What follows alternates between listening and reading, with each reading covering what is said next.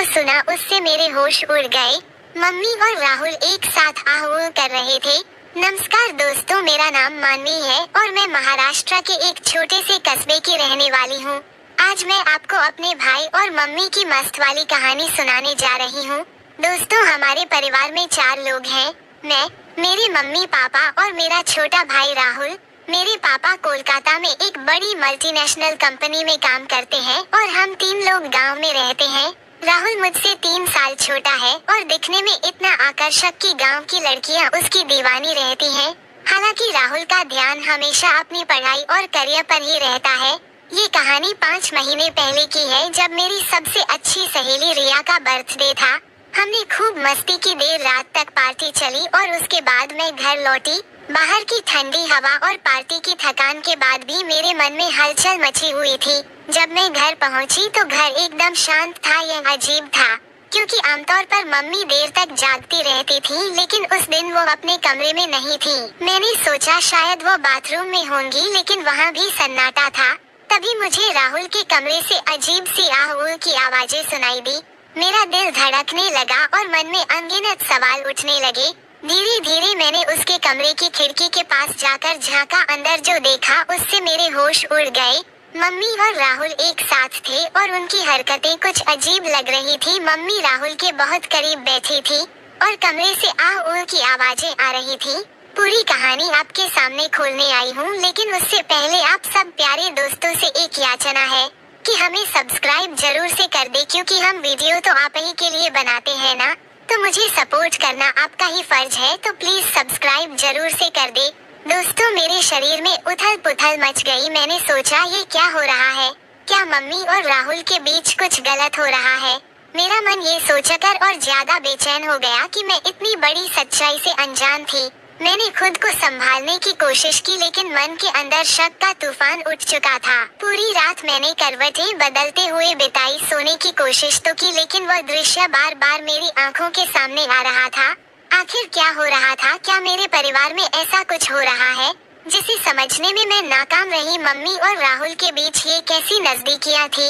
अगले दिन सुबह मैंने खुद को संभालते हुए नाश्ते की टेबल पर बैठी।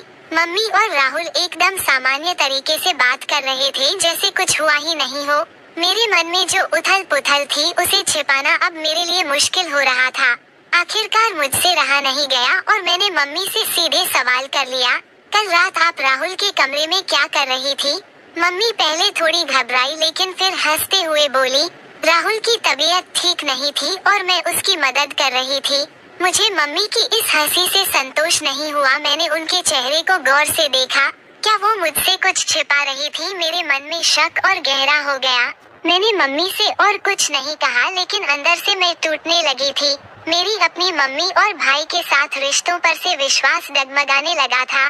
दिन बीतते गए, लेकिन मेरे मन का शक दूर नहीं हो पा रहा था। एक शाम मैं अपने कमरे में अकेले बैठी थी और मम्मी मेरे पास आई।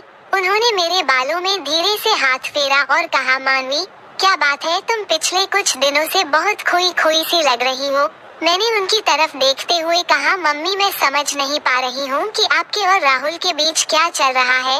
ये सुनकर मम्मी थोड़ी देर तक चुप रही, फिर उन्होंने गहरी सांस ली और कहा, तुम्हारे मन में जो भी है वो सब गलतफहमी है बेटा, लेकिन अगर तुम्हें सच जानना है तो मैं तुम्हें बताती हूँ। उसके बाद मम्मी ने मुझे बताया कि उनके और पापा के बीच रिश्ते कितने गहरे और मजबूत हैं। उन्होंने बताया कि पापा के जाने के बाद भी उनका प्यार एक दूसरे के लिए कभी कम नहीं हुआ।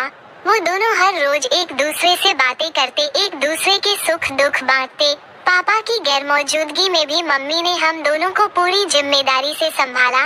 मम्मी ने कहा, तुम्हें ऐसा क्यों लगा कि मेरे और राहुल के बीच कुछ गलत हो सकता है?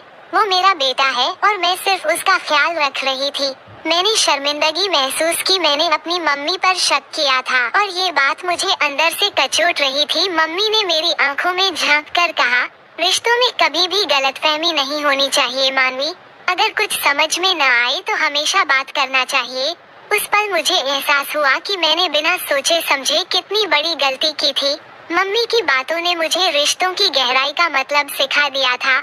अगले दिन जब राहुल घर आया तो मैंने उससे सीधा कुछ नहीं पूछा, लेकिन उसकी चाल ढाल मुझे थोड़ा अजीब लगी। वो कुछ परेशान सा लग रहा था। थोड़ी देर बाद मम्मी ने मुझे किचन में बुलाया और बताया कि राहुल की पीठ में पिछले कई दिनों से दर्द हो रहा था। उसने हमें बताया भी नहीं, कल रात दर्द बर्दाश्त से बाहर हो गया तो मैं उसकी पीठ की मालिश कर रही थी।